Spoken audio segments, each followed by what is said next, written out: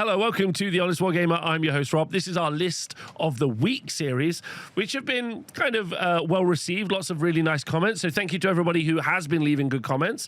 I appreciate that a lot. If there's anything I can do to improve these videos, please do let me know in the future. This week, we are looking, as you may have guessed from the thumbnail, Flesh Eater Courts. Specifically, we are looking at the big Monster Mash list. So while this list doesn't have quite as many moving parts as the last two lists that we have looked at, this has got some pretty fun potential. I think that's the main bit here, because it is super powerful and you can do some crazy combat damage. And if you are looking to run something that's like a Khorne army or an Iron Jaws army, but you want to do even more damage, then maybe this is the army for you. Also, it's got great opportunity to do lots and lots of kit bashing, because really all you're putting together is several large monsters and putting them on the table. So that's quite fun to do. Now, let's have a look at the list and kind of dive straight in and look at the actual details, shall we? The list we're looking at is Joe's list from this weekend. There were quite a few other lists that we could have looked at. There was like a Stormcast list, which was in there. There was also a Skaven list that was in there as well. So let me know in the future which kind of faction you'd like us to take a look at. But this one, I think, is a list you're likely to see a lot next year, just because it's fun. It's very aggressive. I think lots of people like an aggressive playstyle over a more defensive playstyle. I'd love to make a whole video about this at some point, but basically, if I say, hey, you can just stand around and get hit a lot, or you can run at people and hit them, I think generally people pick option 2 versus option 1.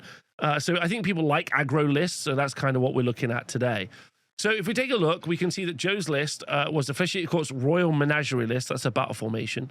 The battle tactics were Intercept and Recover and Restless Energy, and we're also running Aetherwrought Machineries. There's an Abhorrent Ghoul King on Royal Zombie Dragon with Revered Monstrosity and Charnel Vestments. And then there are 4 Royal Terrorgeists. Then there's Abhorrent Ghoul King on Royal Terrorgeist, a Marrowscore Herald, and also a Royal Zombie Dragon.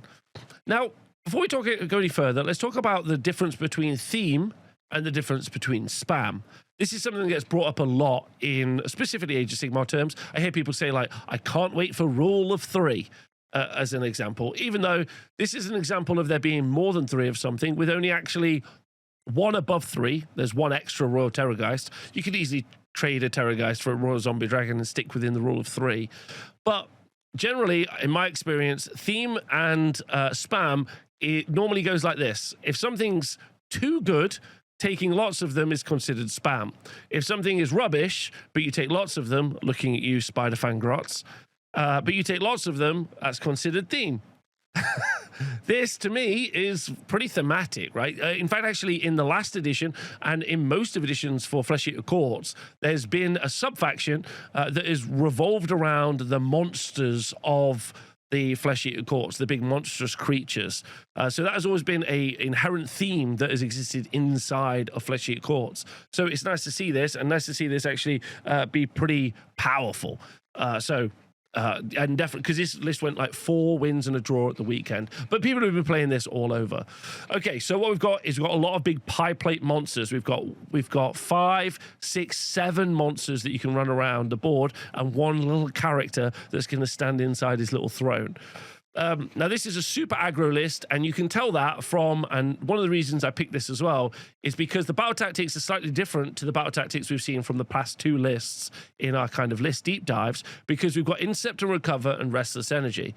Both of these require you to be aggro and attack your opponent. Intercept and Recover, if you want to score it, your opponent picks 3 units, and if each one you kill, you'll gain 5 of your secondary points. So that's for secondary. I probably should also explain this as well for people it's your first time here. If you want to try and win a game of Age of Sigmar, there are 2 ways to score points. There's holding primary objectives, and there's scoring battle tactics, which are going to help you get secondary objective points. Now, when you hold primary objectives, there's a couple of ways to do this. Number 1, you can have lots of bodies on the board or with high objective control. and they're going to be able to go grab an objective. The monsters we're going to look at here, each are probably worth 5 control points each. So if you were to put 3 on an objective, that would be control value 15. But I think the real way that this army is going to play is it's going to kill everything on an objective and then score the points. That's the general gist of it. So intercept and recover is a killy battle tactic. It tells you what your opponent wants to do. Also, it's about killing pretty fast. That's the idea. And then you've got Restless Energy. Restless Energy is taking objectives on the board. The first one, you take control of an objective your opponent already controlled. Fine. The next one, you complete this battle tactic at the end of your turn if you control every objective within enemy territory. And if there are no objectives within enemy territory, you complete this battle tactic at the end of your turn. If you control every objective that's controlled by your opponent at the start of your turn. So this one's a little bit harder to do, but this is just basically you've killed all your opponent's stuff. And then the last one, domination, is hold all the objectives. Again, kill all your opponent's stuff. So this is just pure kill, pure aggro, pure aggression. That's the point of the list. The battle tactics tell you go fight. And, you know, holding the primary is going to be the same job. For sure. They've also got manifestations because there are a couple of wizards in this list. And the manifestations are aether-wrought machineries. You've got Pendulum in this list, which is kind of a good damage dealer and also a move blocker or pin a unit in. Shout out to the YouTube comments from last week. You've got Quicksilver Swords, which does a bunch of damage potentially, but not loads and loads. And then you've got the Chromantic Cogs, which feels like, again, like last week, a bit of a win. What you can do once you've placed this manifestation on the board is you can decide whether or not it's going to give re-roll charge rolls for friendly units wholly within 12 inches. This is also a big point about this list. I probably should have brought this up in the intro. Do you love 12 inches? Well, then, this is the list for you. So if you're wholly within 12 inches, then you're going to be able to re-roll your charges. Seeing as your army is basically predominantly a charging combat army, you want to be wholly within 12 inches. And then you've got decrease the flow of time until the start of your next turn. Subtract the 1 from hit rolls for attacks that target friendly wizards while they're wholly within 12 inches of the manifestation. So your 2 characters that you're running are wizards in addition. So you could also build them defensively and just be -1 to hit, which is not bad. So we have aggressive battle tactics. We have a purely melee-focused army. And we have manifestations which really help us just get into combat a little bit easier and maybe do a little bit of damage.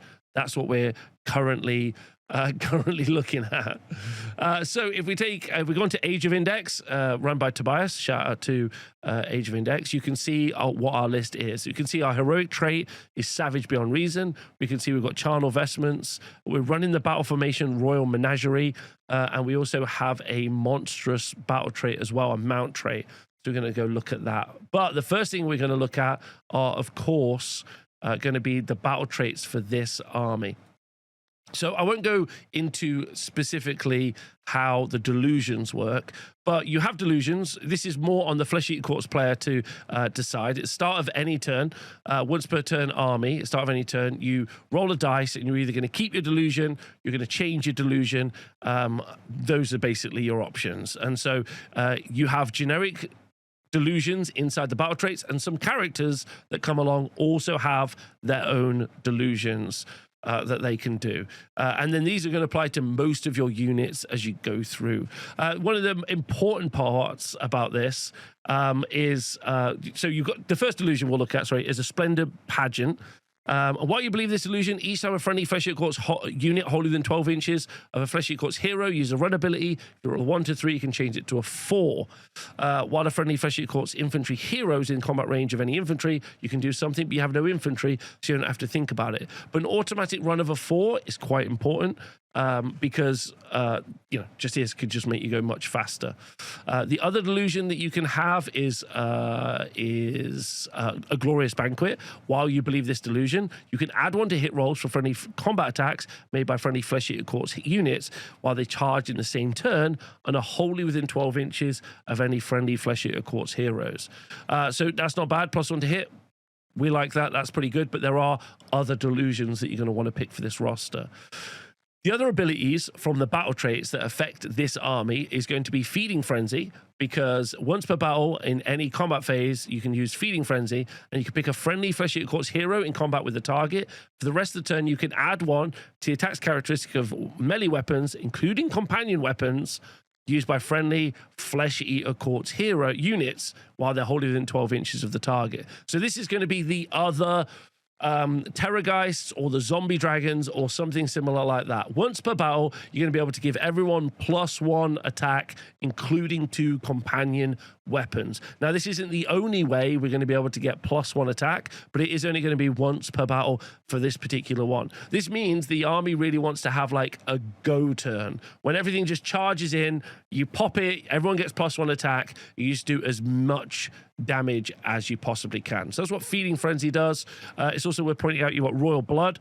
And Royal Blood lets you, in your hero phase, pick any number of friendly abhorrents, which is a keyword, which is going to be on your abhorrents on Terrorgeist, your abhorrent on Zombie Dragon. It's going to allow them to heal D3.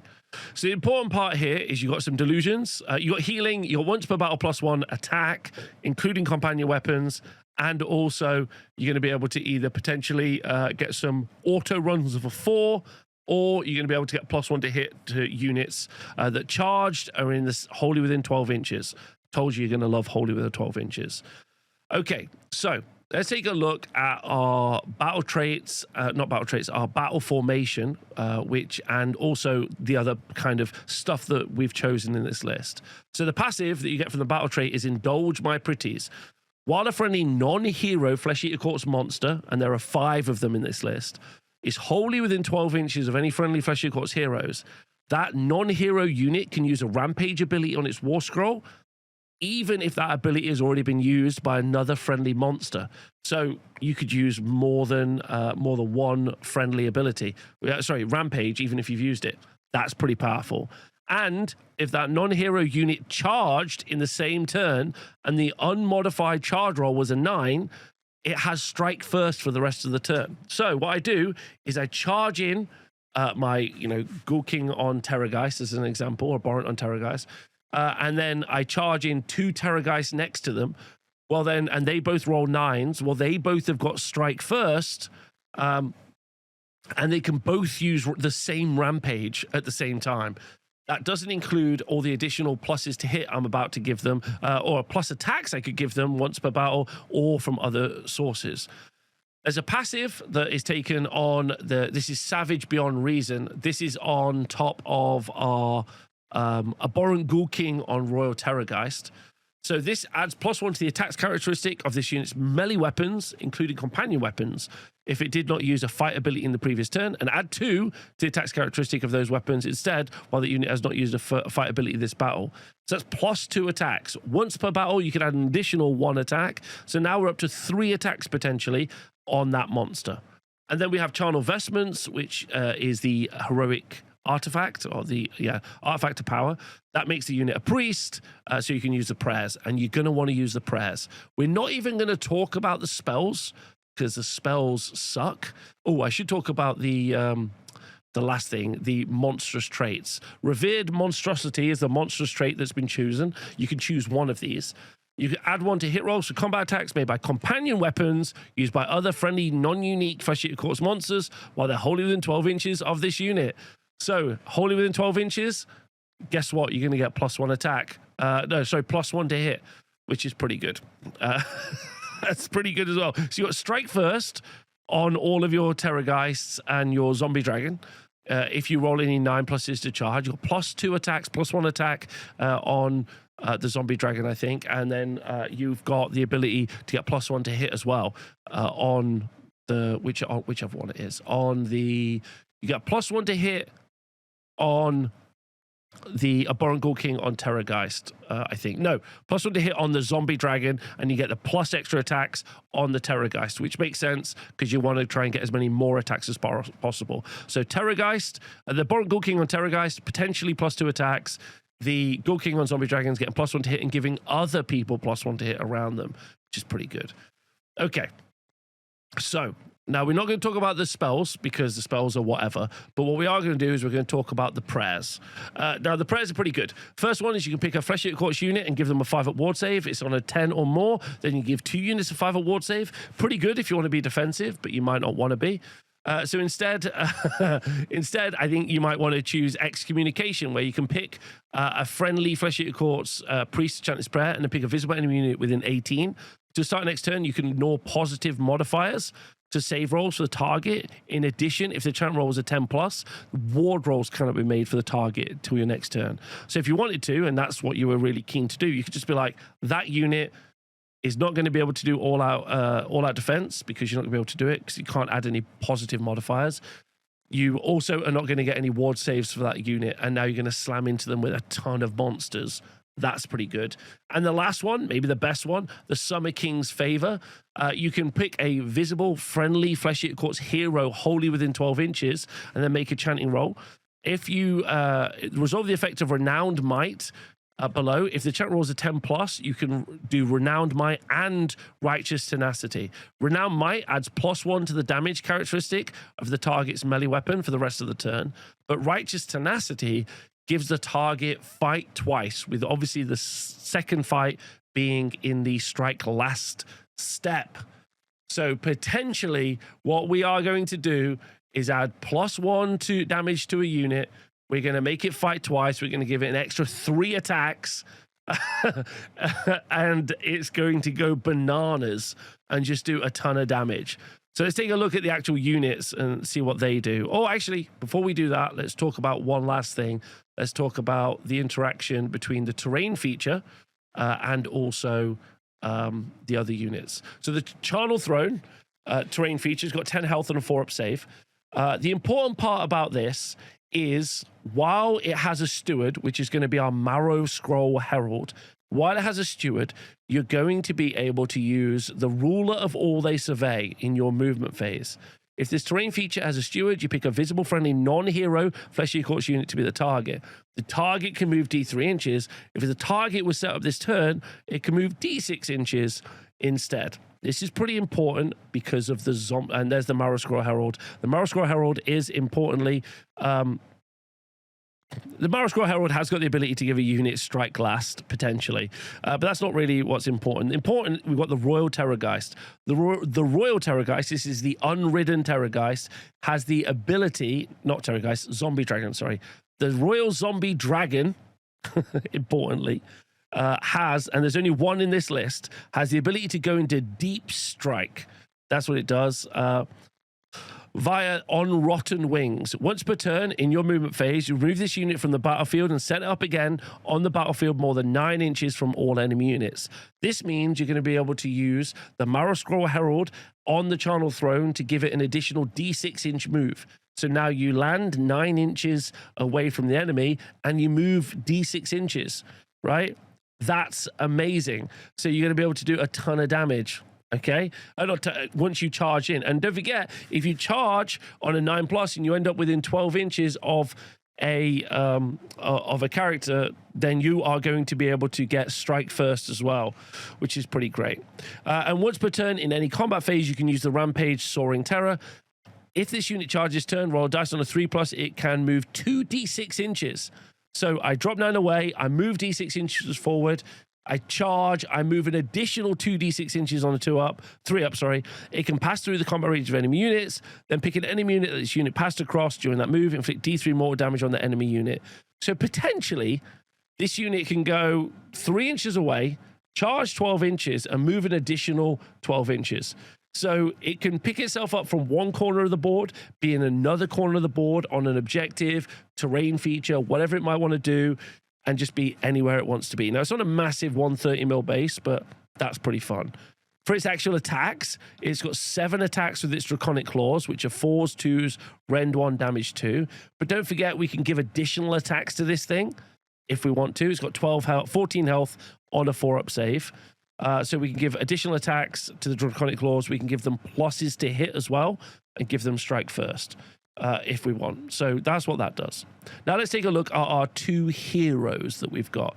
We've got the Abhorrent Ghoul King on Royal Terrorgeist first. This is a beefy monster And this has got this is 350 points. It's a wizard, and it has got the ability to get +2 attacks to its attacks, which is pretty nice because we know what did we say? We said we could get up to potentially 3 extra attacks, 4 extra attacks on the Terrorgeist Fanged Maw, and then fight twice, giving us, I think it ends up being like 7 + 6, 13 attacks that have crit mortals with D3 +4 damage, potentially. I don't know if you guys want to run the math on that, but that's wild numbers. With additional attacks on the crit mortals, on the Terrorgeist Skeletal Talons as well, which also fight twice. It's just a one-shot. It's like the Kragnos of death. Just everything just goes off. You will just obliterate things. If you roll a ton of 6s, it's like a lottery of adventure, which is super, super good. It's got other abilities, though.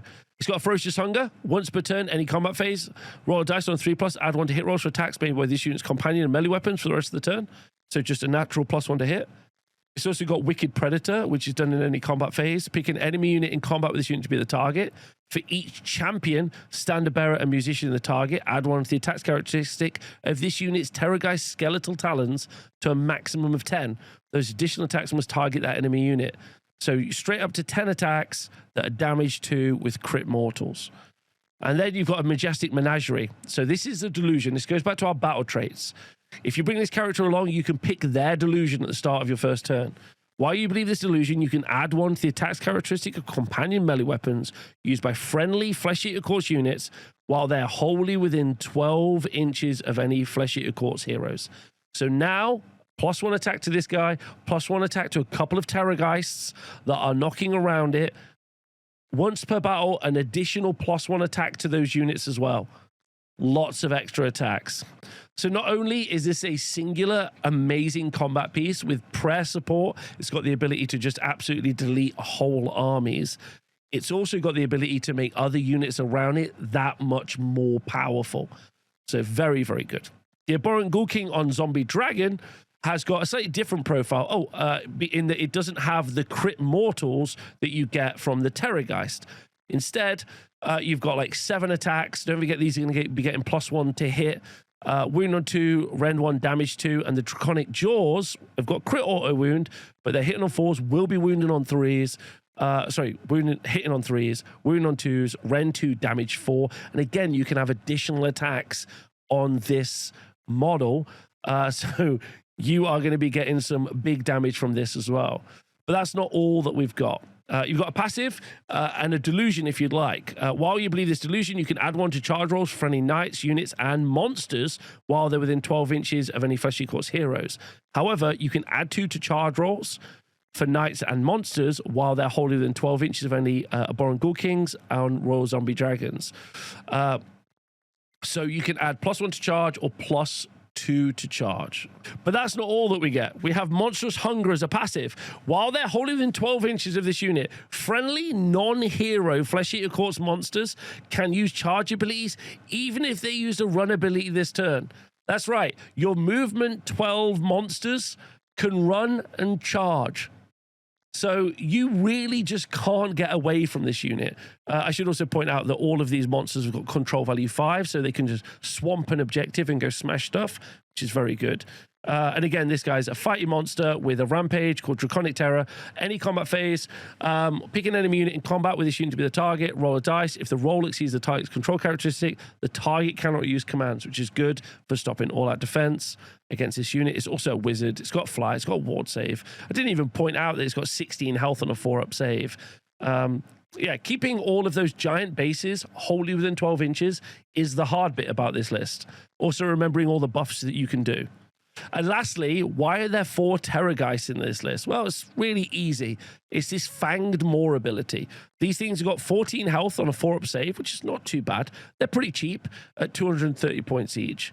But it's the fact that with the sub-faction, if I can potentially have several of these strike first on some good charge rolls with additional attacks. And don't forget that Fanged Maw is 3 attacks with crit mortals with D3 +3 damage, as well as 6 additional attacks that are damage 2.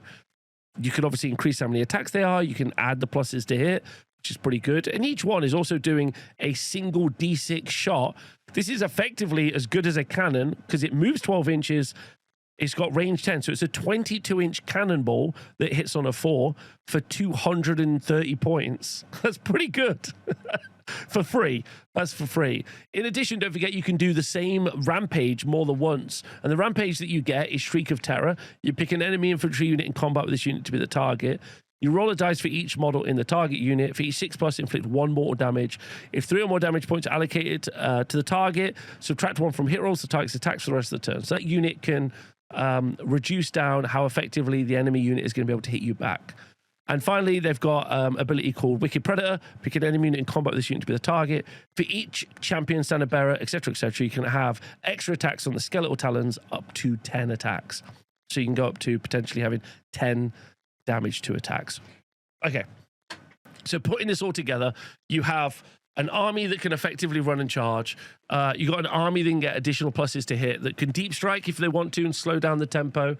They can put most of their army on your front line very early, and they can just start to apply massive pressure. Can you imagine the sheer amount of damage this thing can do on a double turn?